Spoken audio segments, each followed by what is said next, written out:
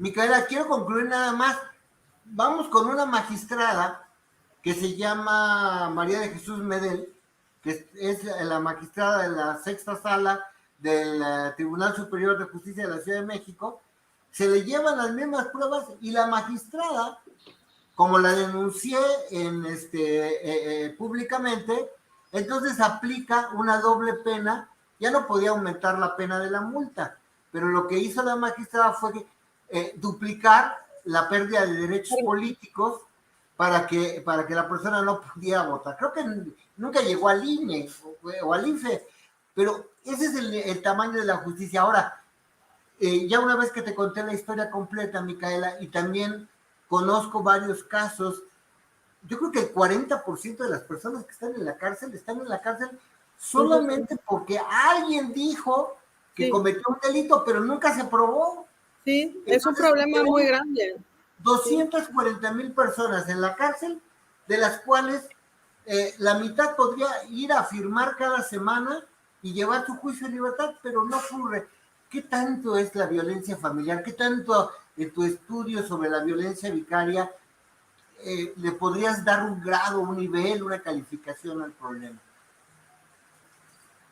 La violencia familiar es, yo creo, uno de los problemas principales después de el narcotráfico y los feminicidios que hay en México, es la violencia familiar. Y como te decía, la violencia familiar y la violencia vicaria, que no es una modalidad, pero que tiene que ver, pues es la antesala del feminicidio. Entonces estamos hablando de que pues es una violencia que está en los primeros lugares, ¿no? Desafortunadamente ahorita estamos en una situación muy complicada políticamente, económicamente, y entonces pues son muchas cosas las que están pasando, pero hay que realmente voltear a ver este tema y decir, esto se tiene que tener que solucionar, porque lo que te estaba comentando, estamos hablando de qué va a pasar en 15 años con estos niños que están siendo criados de esta manera, ¿no? Ahorita tenemos muchos resultados de lo que pasó con gobiernos anteriores y lo que está pasando con los feminicidios y toda esta situación con las jóvenes que salen y desaparecen y todo eso es un resultado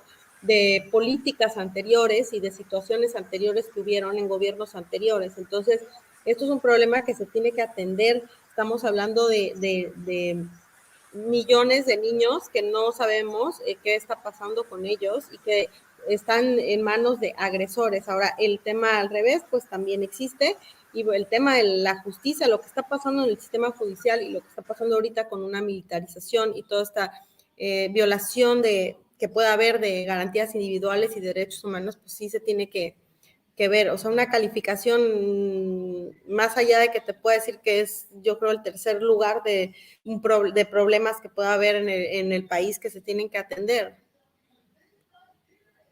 No sé si gracias, Micaela. Freddy, por favor. Sí, gracias. Y bueno, pues hablando de estas injusticias, me viene a la mente lo que acaba de decir, acaban de decir algunas asociaciones en El Salvador, donde pues que por solo alguna denuncia telefónica han detenido a muchas personas que actualmente están encarceladas por el gobierno de Nayib Bukele. Y bueno, pues abogada Micaela, pues ¿qué va a pasar con tu caso? ¿Qué es lo que viene por ahora? ¿En qué etapa estamos? ¿O qué si nos podías explicar al respecto. Pues estamos en la etapa que voy para los 2 años sin saber de mis hijos. He visto a mi hija 3 veces, no sé nada del grande. El del medio lo vi una vez en estos 2 años, durante media hora. Y pues sigue una lucha, y sigue una lucha no solo por mí, sino por todos, y pues porque haya una justicia y que se nos escuche a las madres responsables que estuvimos siempre al cuidado de estos niños y que están en manos de esos agresores, que un padre que agrede a la madre, que es un agresor, jamás va a ser un buen padre, lo reitero y siempre lo digo y pido a la sociedad y a los abogados que no sean cómplices, que no estén vendiendo estos machotes y lucrando con la integridad, la salud y la vida de los niños. Claro, así es. Pues afectados psicológicamente a los niños que pues y sin tratamiento, porque Daños pues irreversibles, muchas veces claro, son daños irreversibles, pues porque eso buscan, romper el vínculo materno-filial. No están pensando en el bienestar de los niños. Muchos de estos niños no están a cargo ni siquiera de estos señores, los tienen cuidados otras personas o están en la calle. Entonces, no nos confundamos, no son padres que están rescatando a niños para que estén mejor. Desafortunadamente, así nos hacen las cosas si estás pensando en el bienestar de tus hijos. y en el caso de Elmar, como dijimos hace rato, paseando y desatendiéndose de los niños, ¿Sí? ellos Sin en una contestar, escuela, sin en un contestar. internado, pagando mucho Miles dinero. de dólares y pidiéndome a mí dinero, siendo que él no tiene dinero, cuando claramente todo el mundo sabe que pues, es un empresario y que es de una de las familias de allá, pero que alguien más cuide a mis hijos y yo no pueda cuidarlos ni hablar con ellos ni saber dónde están, pues no es justo, ¿no? Después de Claro, 18 años de atender, bueno, al grande y a los otros chiquitos, ¿no? claro. Pues no sé qué más puede venir, qué quisieras hablar, No nada más decirle a los María? que lo conocen que no sean cómplices, que no se confundan, y a las mujeres si les dicen que les van a quitar a sus hijos, que se lo crean y que tomen medidas. Hay muchas organizaciones, vean las banderas rojas, los focos rojos y no lo pasen desapercibido. El hecho de estas amenazas en la ley las estamos poniendo como antecedentes para que constituya el delito de violencia vicaria, el amenazar a la madre, el manipular psicológicamente a los menores también. Esto empieza mucho antes. Hay conductas de los menores cuando van a las visitas de los padres. Todas eran madres responsables que dejaban a los padres seguir, después de que ellos las violentaban o nos violentaban, seguíamos dejando que tuvieran acceso a los menores. Tan es así que la mayoría de los casos fueron sustraídos en convivencias con los padres. Entonces, que estén atentas, que estén alertas y la sociedad que no sea cómplice y los abogados que piensen en la ética y esperemos que México se una y apoye esta causa tan noble para erradicar esta violencia tan cruel hacia la mujer. Beto Ramsés, no sé. Micaela, no te vayas, por favor, todavía tenemos tiempo.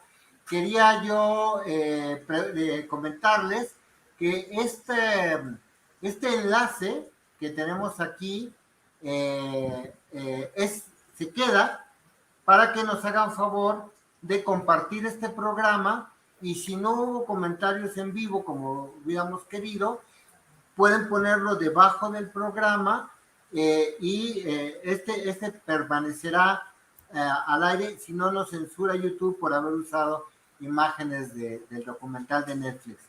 Entonces, por favor, pero precisamente a este respecto, tengo muchas preguntas que hacerte en lo que tiene que ver con el poder de los gobernadores.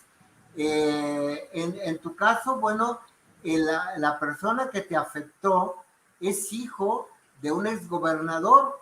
En el programa anterior nos decían que en algún momento se le dijo a un presidente, creo que a Miguel Alemán, que Chiapas era un estado para los militares y que no le podían dejar a los civiles el poder.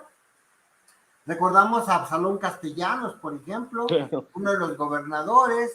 Recordamos a el hermano del excelente poeta Jaime Sabines, Juan Sabines, quien una vez salió al balcón en una grito del 16 de septiembre, había muchos críticos, y entonces dijo, y a mis detractores vayan y chiflen a su madre, ¿no?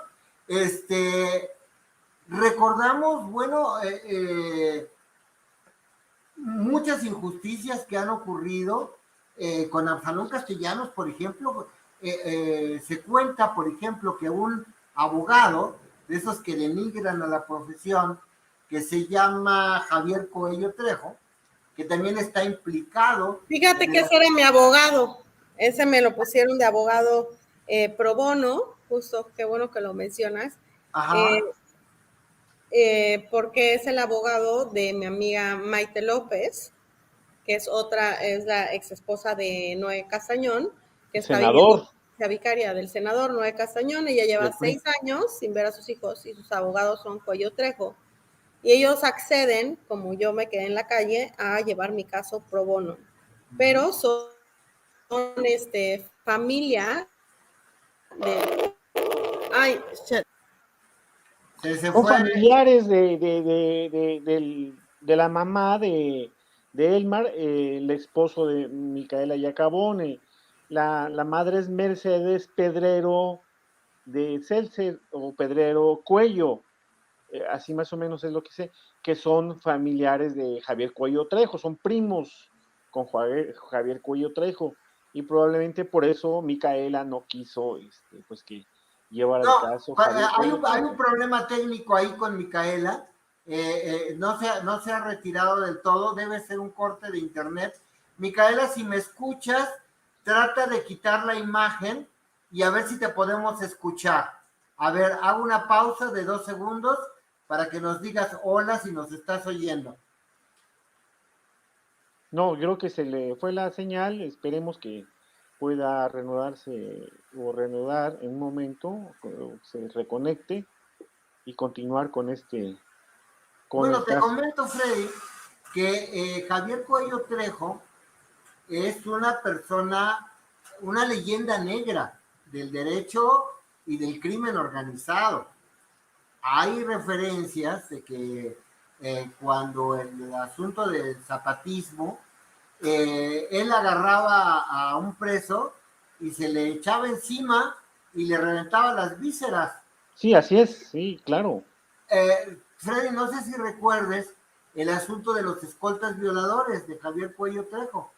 Sí, claro. Él tenía unos escoltas, ya está Micaela, ojalá que nos escuche, y si por algún asunto de interés personal no quieres comentarlo, Micaela, no. Perdóname que estoy aquí en Florida y todavía estamos con estragos de lo del huracán.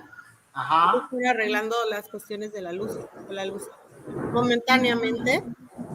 Pues no, o sea, nada más estaba comentando que sí, estos abogados intentaron llevar mi caso y claramente estaban vendidos con la contraparte. Son familia de mi ex. Tu ex suegra, ¿verdad? Sí, son familia, los Cuello. Entonces, yo creo que ahí hubo una petición, una venta, no sé, pero al final de cuentas no son abogados que tienen una perspectiva de género y pues sí, bastante cuestionable muchas de las cosas que han hecho.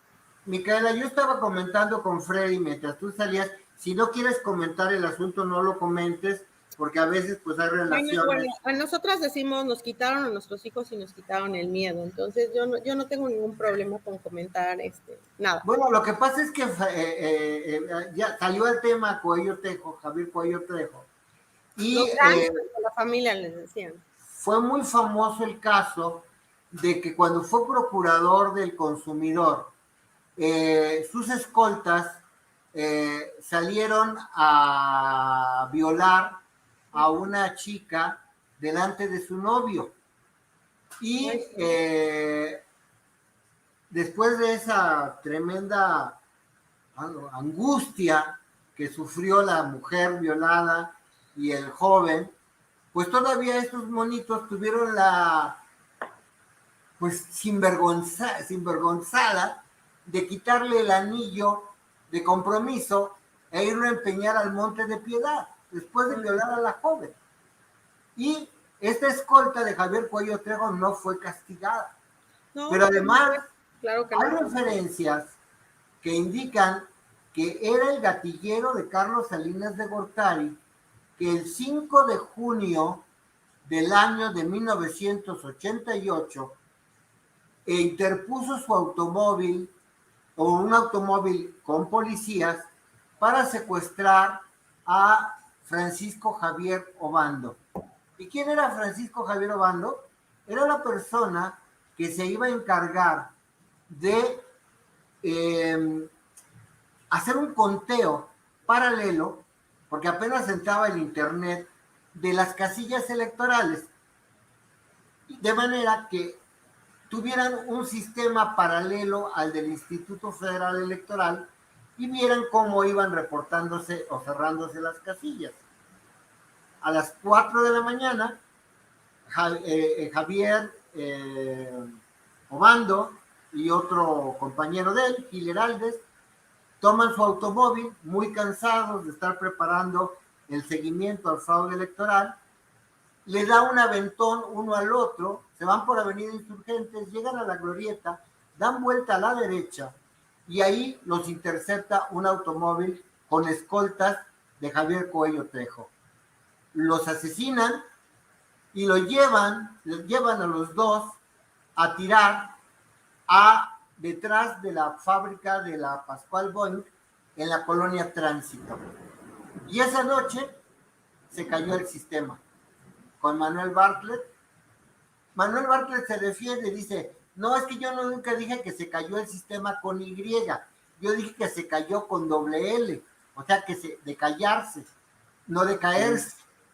Total, que ese es el fraude electoral más impresionante que hemos tenido en la historia de México, porque Cuauhtémoc Cárdenas llegó. Y ahora hay una cosa bien interesante. El papá de Tatiana Cloutier, que hoy renuncia a la Secretaría de Economía, que no le dieron abrazo, va con Cuauhtémoc Cárdenas a la Secretaría de Gobernación a decir, desde el Partido Acción Nacional, este es el señor que ganó. Iban 3 personas. Manuel J. Cloutier, su Rosario Ibarra de Piedra y Cuauhtémoc Cárdenas. Y el PAN y el PT, que eran la izquierda de la izquierda y la derecha de la derecha, le levantan la mano a Rosario Cuauhtémoc Piedra Cárdenas. de Derechos Humanos. Rosario Ibarra de Piedra era candidata a la presidencia por el Partido del Trabajo. Y entre los 3 van al Palacio de Cobián, así se le llama también a la oficina de la Secretaría de Gobernación, y pues ocurrió esto. Hoy Tatiana Cloutier renuncia y también de este tema quisiera que platicáramos, Freddy, mientras... Sí, se reconecta, Micaela. Pues lamentable la salida de Tatiana, pues veíamos que en la elección que ganó Andrés Manuel López Obrador, ella tuvo un papel muy fundamental por su carisma y gracias a ella, pues yo estoy seguro de que Andrés Manuel tuvo muchos votos y bueno, desde ese momento pues se decía que era una candidata natural de Morena para las elecciones del 2024 y bueno, vemos hoy nos sorprendió su renuncia y sus declaraciones diciendo ya no soy más del gobierno y bueno, se retira a su casa, no sabemos si se va a Nuevo León o va a buscar una candidatura a la presidencia de manera independiente o por otro partido, pero realmente es un golpe también para Andrés Manuel porque pues vemos que pues se le sale una de las figuras más carismáticas de su gobierno, como es Tatiana Cloutier, y bueno, considero que, como vuelvo a repetir, gran parte del voto que tuvo Andrés Manuel fue por Tatiana Cloutier. No sé cómo lo ves, Ramsés. Bueno, pues mira, para mí es una pena que Tatiana se retire. Te quiero decir que tengo información de una muy buena fuente, en el sentido de que la decisión de Tatiana se debe a que primero es un ser humano y luego un político, y que tenía problemas, tiene un esposo al que quiere atender porque estaba padeciendo una enfermedad muy grave, y pues ella decide retirarse a la vida privada para esto. Ahora, en cuanto a la candidatura presidencial de Tatiana Cloutier, mira, yo la consideraba la salvación. Sí. Durante mucho tiempo yo apoyé a Claudia Sheinbaum, pero nada más por dos detalles que te quiero comentar. Por una parte, se acaba de construir una torre en la Ciudad de México, que es la Torre Mítica, es un centro comercial, lo cual no tendría nada de malo. Es el edificio más alto de la Ciudad de México, que no es el lugar adecuado, lo cual puede pasar. Pero resulta que Torre Mítica es una obra de una empresa que se llama Fibra 1. Y Fibra 1 es una empresa de la cual son dueños dos personajes de origen árabe. Y Santiago Nieto Castillo los estaba averiguando por evasión fiscal. La mayor parte de las grandes plazas comerciales de este país las construye Fibra 1 y no tendría ningún problema si pagaran sus impuestos, ¿verdad? Nada más que no solo es Mítica, sino que también son dueños de lo que antes fue un autocinema y después fue la Plaza Vancomer. Y hay testimonios suficientes de que en ese lugar se encontraba una pirámide del pueblo de Xoco. ¿Qué importancia arqueológica e histórica tiene? Mira, en el Valle de México, la cultura más antigua, las dos culturas más antiguas, son las de Cuicuilco y la tepaneca. Estos son más o menos del año 800 antes de Cristo. Explotó el volcán Xitle y entonces desaparecieron esas culturas, que eran culturas muy divertidas, hasta podría decirte, porque si tú ves sus esculturitas, sus figurillas, son representaciones de gente sonriendo. Y Cuicuilco significa el lugar del canto y el baile. Si hiciéramos ¿en dónde se canta y se baila? Pues en los prostíbulos. Entonces, a mí me parece que era una civilización muy liberal y todas sus figurillas son figurillas sonrientes. Además tenían baños, etc. No volvemos a saber nada hasta 1321 que se funda la Gran Tenochtitlán. Y luego vienen ya los Azcapotzalcas y los Tacubos y la Triple Alianza, etc. Pero en medio de esas dos, entre los Cuicuilcas y los mexicas, hubo una civilización teotihuacana que se asentó en el pueblo de Joco. Y un profesor mío, un maestro de la licenciatura en Historia, que es Eladio Terreros, le encargan en el Instituto Nacional de Antropología e Historia que vea si hay una pirámide o hay restos que valgan la pena. Y le dicen al arqueólogo, está bien, tienes 2 semanas para rascarle, porque la obra no se puede parar más tiempo. El maestro dice, no, pues no puedo en tan corto tiempo, la pirámide, la construcción sigue, etcétera. Y mi maestro, mi querido maestro Eladio Terreros, con el que aprendí a amar la arqueología, pues resulta que fallece por el COVID. Y en ese momento, con el asunto de las torres, ya Claudia Sheinbaum dijo, no, pues es que el cártel inmobiliario de Acción Nacional, pero ya ahorita ya no vamos a construir más torres, prohibido. Pero la verdad de las cosas es que Torre Mítica no se pudo construir nada más porque los panistas la aprobaran las cosas. Tuvo que haber intervención del gobierno de la Ciudad de México. Y, para más señas, hay en México una Secretaría de Pueblos Indígenas que se encarga de defender los intereses de estas minorías en México. Bueno, cuando acudió el pueblo de Joco a ellos y les pidió, oigan, no queremos que se construya esa torre aquí, hubo órdenes del gobierno del Distrito Federal, que no pueden ser más que de Martí Batres o de Claudia Sheinbaum, de que no se metieran. Pero además, estos señores de Mítica dijeron, bueno, vamos a darle contraprestaciones al pueblo. Y esas contraprestaciones fueron poner adoquines. Imagínate, por un edificio de más de 60 pisos, adoquinar una calle ya con eso, pero para colmo, esos adoquines se pagaron con el dinero del presupuesto participativo. O sea, no les dieron nada, pero a cambio se robaron una calle. Este es un tema con Claudia Sheinbaum. El otro asunto es el de los reclusorios, donde no me cabe ninguna duda de la responsabilidad de Martí Batres, de que se esté extorsionando a los presos, y mientras tanto aparecen letreros, carteles de Claudia Sheinbaum en todo el país, lo cual hace que un compañero periodista, que es Francisco Rodríguez, de Índice Político, diga, ¿y quién paga esos carteles?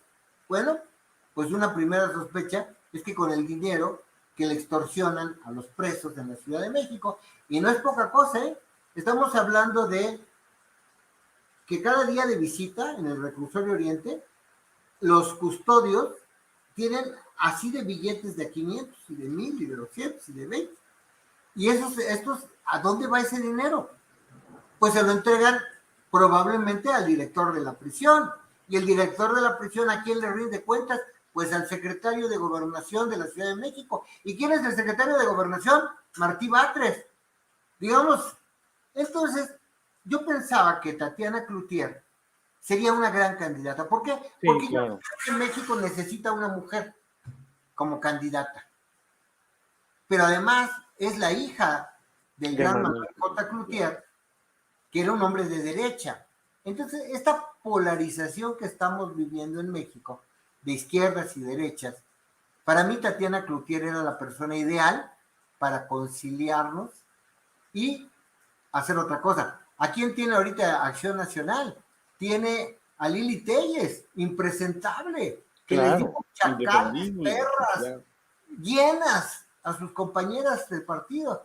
Y también estamos preparando un reportaje sobre Tatiana Cloutier y sus nexos con cierto militar, que me dicen, es que no te metes en la vida privada, pero, perdón, pero si los escoltas que le puso el general Maceo de la Concha se pagaban con dinero público, claro. ¿Por qué no vamos a mencionar eso? Es un debate que podríamos intentar. Pero claro. bueno, adelante, Freddy.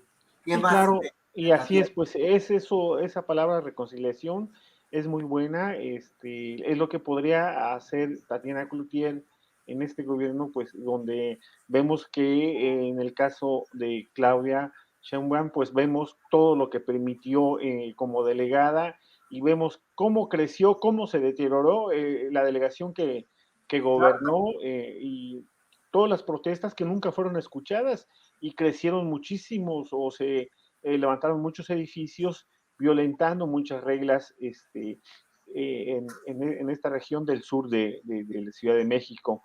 De modo de que Tatiana Cloutier pues iba a ayudar, iba a reconciliar a los grupos de Morena y bueno, pues no íbamos a continuar tan polarizados como o seguir los mexicanos como estamos ahora.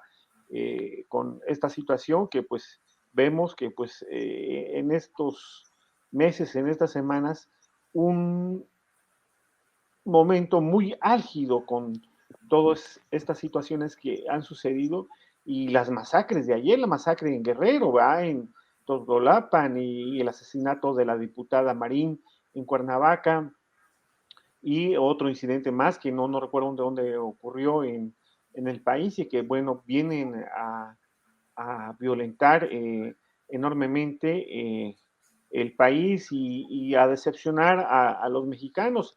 Y pues decíamos de que con una compañera, con Gabriel Coutinho, de que pues el presidente creyó que con su estrategia o su dicho de abrazos, no balazos, iban a apaciguar a sus opositores, a los grupos de poder, que muchos de ellos son los que están provocando esta violencia.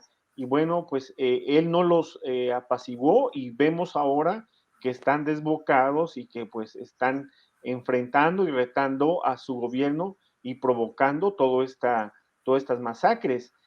Cuando ingresó debió haberlos frenado y bueno, pues vemos ahora que pues es imposible ya frenarlos porque pues se envalentonaron y vemos los homicidios, asesinatos de periodistas, activistas, alcaldes, etcétera, y bueno, en un momento en el país tremendo.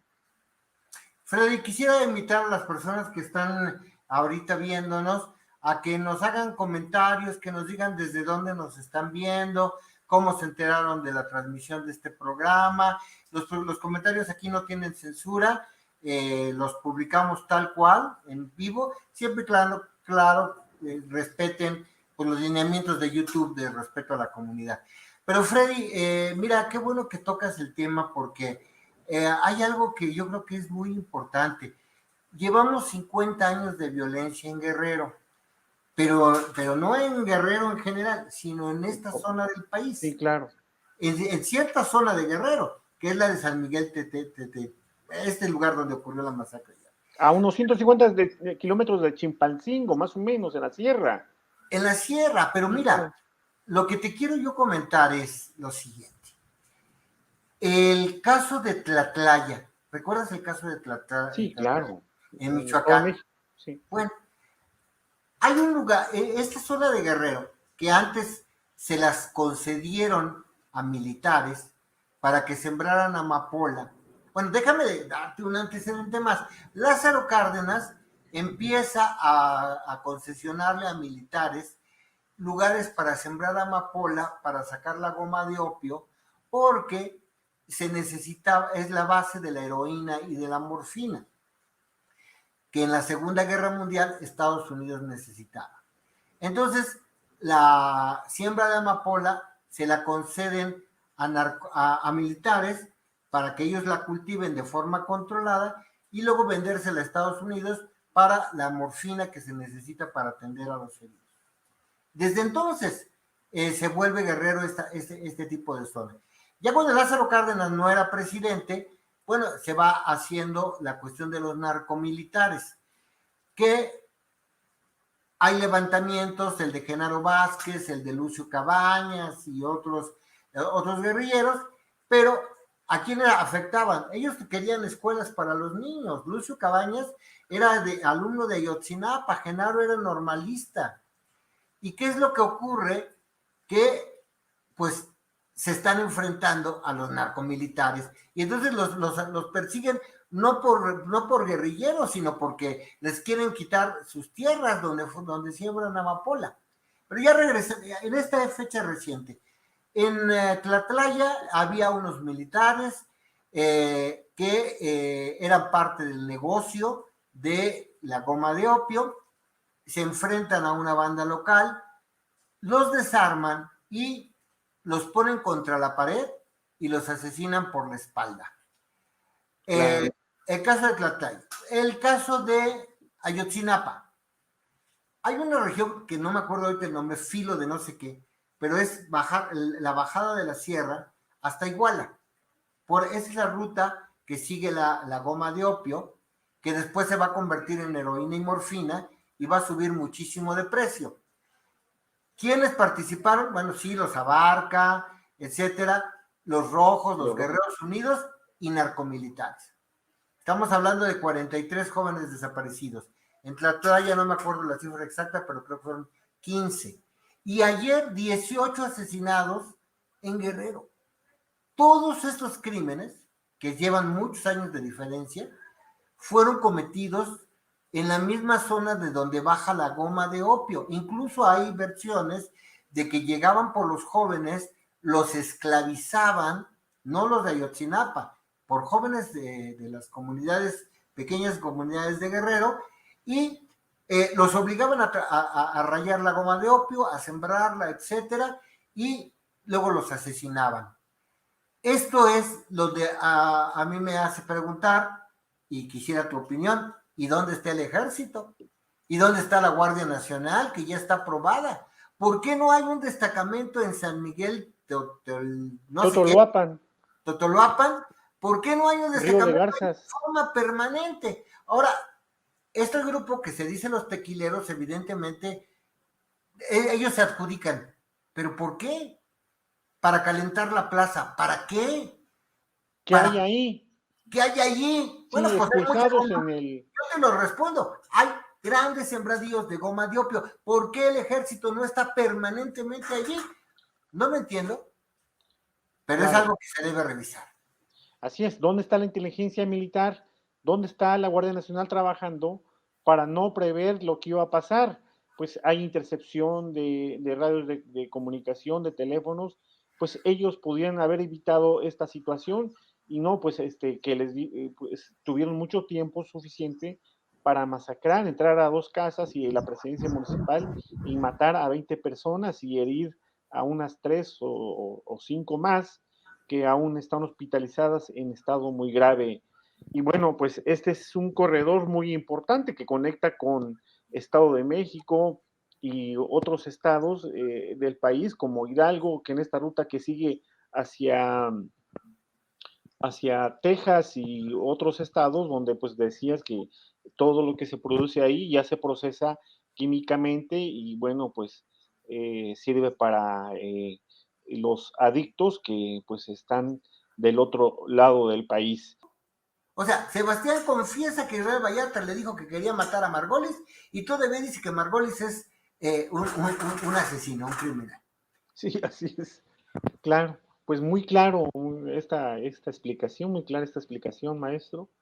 Y bueno, pues nos vemos en la próxima sesión, en el próximo programa. Aquí los esperamos y bueno, gracias por las personas que nos siguieron en YouTube y en otras plataformas.